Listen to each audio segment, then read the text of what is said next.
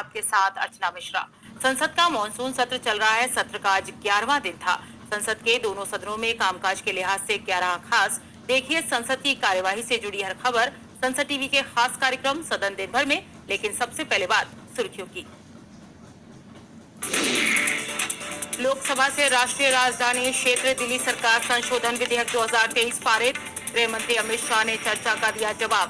संसद को दिल्ली संघ राज्य क्षेत्र के बारे में कानून बनाने का पूर्ण अधिकार। विपक्षी गठबंधन पर साधा निशाना।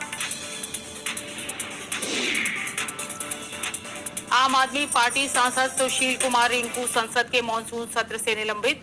लोकसभा में सदन की गरिमा के खिलाफ आचरण करने पर कार्रवाई। संसदीय कार्य मंत्री प्रहलाद जोशी ने सदन में रखा प्रस्ताव। राज्यसभा से अपतट क्षेत्र खनिज विकास और विनियमन संशोधन विधेयक 2023 चर्चा के बाद पारित। प्रेस और नियतकालिक पत्रिका रजिस्ट्रीकरण विधेयक 2023 और अधिवक्ता संशोधन विधेयक 2023 भी उच्च सदन से पारित। सदन दिन भर में सबसे पहले बात करते हैं लोकसभा की कार्यवाही से जुड़ी खबरों की।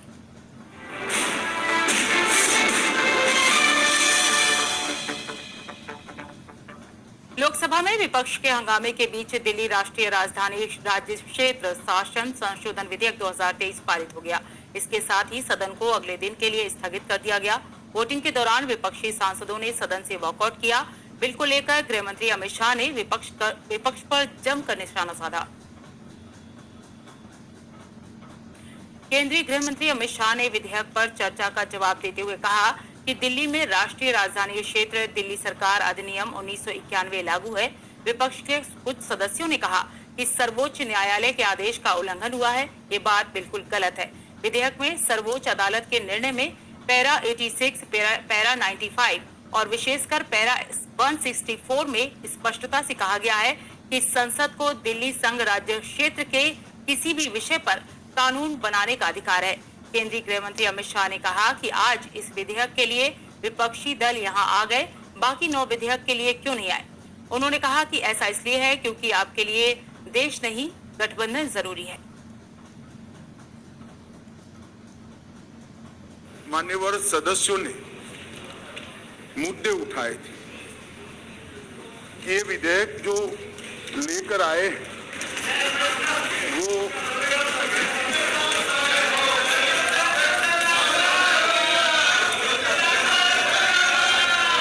ऐसे ही सदन चलाओ तो अच्छा लगता है। लाने का अधिकार नहीं है। संविधान के तहत संसद की कॉम्पिटेंसी पर भी सवाल उठाए गए और दूसरा ये मुद्दा उठाया गया कि विधेयक जो लेकर मैं इस सदन के सामने उपस्थित हुआ हूं वो विधेयक सुप्रीम कोर्ट के जजमेंट के भावनाओं के विरुद्ध है। मान्यवर, सबसे पहले मैं यह दोनों चीजों का बहुत डिटेल जवाब देना चाहता हूं क्योंकि उस वक्त जब मैं खड़ा हुआ विपक्ष का मूड सुनने का नहीं था। आज कुछ अच्छा भी मूड दिखता तो मान्यवर, जब तक कॉम्पिटेंसी का सवाल है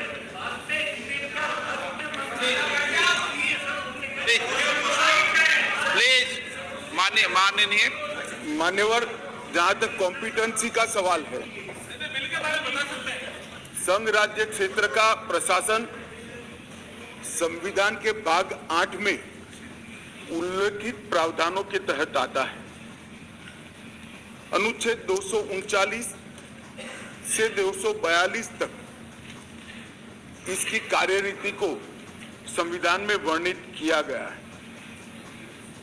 और अनुच्छेद 239 के ए में विशेष प्रावधान किए गए हैं जिसके तहत दिल्ली विधानसभा सहित एक संघ शासित प्रदेश है। तो दिल्ली ना तो पूर्ण राज्य है, ना संघ शासित प्रदेश है, ना संघ शासित प्रदेश विथ असेंबली। क्योंकि ये राजधानी क्षेत्र है, इसको ध्यान में रखते हुए 239A में इसका एक विशेष प्रावधान संविधान के तहत किया गया है। इसकी डिटेल बात मैं बाद में बताऊंगा। अब कहा कि भारत सरकार को इसके बारे में कानून बनाने का अधिकार नहीं है, ऐसा विषय कुछ सदस्यों के द्वारा रखा गया। मैं इस सदन का ध्यान अनुच्छेद 239 AA3B की तरफ दिलाना चाहता हूं। 239 AA3B बहुत स्पष्ट है। इसके तहत इस संसद को दिल्ली संघ राज्य क्षेत्र या इसके किसी भी भाग के बारे में उससे संबंधित किसी भी विषय पर कानून बनाने का पूर्ण अधिकार प्राप्त है। इसलिए कुछ सदस्यों ने जिस बात को इंट्रोडक्शन के वक्त यहां उठाने का प्रयास किया था, मेरा दायित्व बनता है, उस वक्त माहौल ठीक नहीं था, तो आज इसका मैं ढंग से जवाब दूं। मान्यवर, कुछ सदस्यों ने यह भी कहा हाथ में सुप्रीम कोर्ट के जजमेंट रखकर कि ये सर्वोच्च अदालत के आदेश के उल्लंघन कर इसको लाया गया है। मैं वो सभी सदस्यों को विनती करना चाहता हूं कि आपने सर्वोच्च अदालत के आदेश का अपने मनपसंद हिस्सा ही पढ़ा है। जब सर्वोच्च अदालत के आदेश को सदन में कोट करते हैं तो संपूर्ण आदेश का अध्ययन होना जरूरी है। उसका दूसरा हिस्सा भी पारदर्शिता के साथ सदन के सामने रखना चाहिए। खैर, जिन्होंने नहीं रखा, मैं रख देता हूं। मान्यवर, मैं स्पष्टता करना चाहता हूं कि ये विधेयक जो है इसमें सर्वोच्च अदालत के निर्णय को जो उन्होंने रिफर किया है उसके पैरा 86, पैरा 95 और विशेष कर पैरा 164F की ओर मैं ध्यान आकर्षित करना चाहता हूं। उसमें स्पष्टता से कहा है कि संसद को 239 AA के तहत दिल्ली संघ राज्य क्षेत्र के किसी भी विषय पर कानून बनाने का अधिकार है। ये अदालत ने अपने जजमेंट के अंदर बहुत स्पष्ट कर दिया है।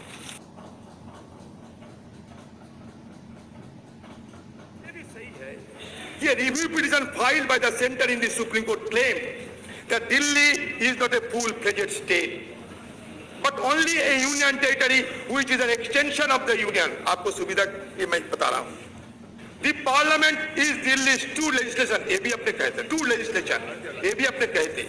The center has argued, however, the May 11 judgment addresses the contention by acknowledging that though Delhi is not a full-fledged state, its legislative assembly is constitutionally entrusted with the power to legislate upon the subject in the state list and concurrent list. हमें ये कहना है, जब चुनकर नुमाइंदे आते हैं, चुनकर जब लेजिस्लेटिव असेंबली बनते हैं, तो क्या उनका लेजिस्लेट करने के अधिकार नहीं दिया जाएगा? लोकसभा ने जालंधर से आम आदमी पार्टी के सांसद सुशील कुमार रिंकू को सदन की गरिमा के विपरीत आचरण करने के कारण मॉनसून सत्र के बाकी अवधि के लिए आज निलंबित कर दिया। संसदीय कार्य मंत्री प्रहलाद जोशी ने सदन में इसका प्रस्ताव रखा, जिसको ध्वनिमत से पारित कर दिया गया।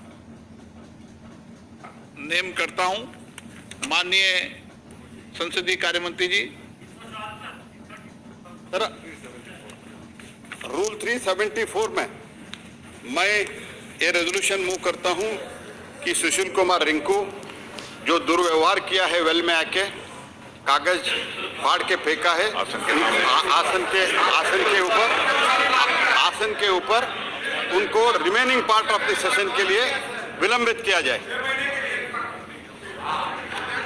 प्रश्न है कि माननीय मंत्री द्वारा प्रस्तुत प्रस्ताव को स्वीकृत किया जाए।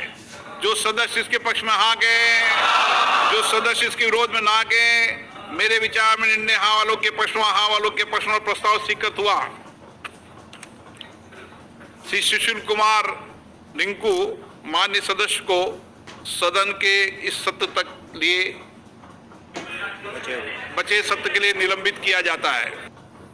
Digital personal data protection bill 2023 आज लोकसभा में पेश किया गया। आईटी और संचार मंत्री अश्वनी वैष्णव ने विधेयक पेश किया। वहीं विपक्षी दलों ने विधेयक पेश करने का विरोध किया और कुछ सदस्यों ने विधेयक को एक बार फिर संसदीय समिति के पास भेजने की मांग की।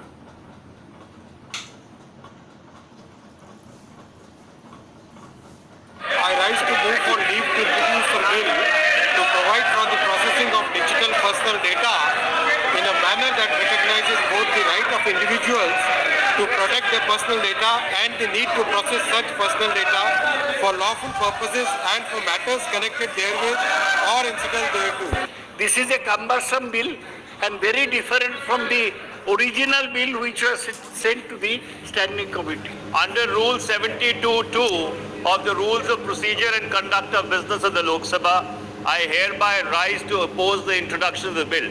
I oppose it on 3 counts. First of all, a bill which was considered by the Joint Parliamentary Committee came back to the House, was withdrawn by the government, reintroduced, cannot be introduced as a finance bill. Number 2, it's a bill which requires